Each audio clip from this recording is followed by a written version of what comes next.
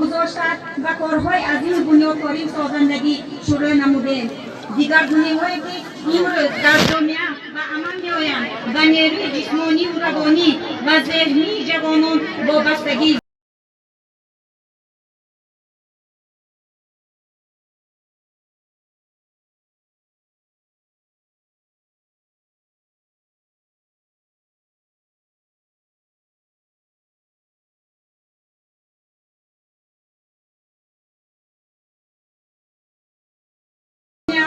تخصیصی دولت شاهد اختیار را گذاشتند و کارهای عظیم بنیادکاری و سازندگی شروع نموده.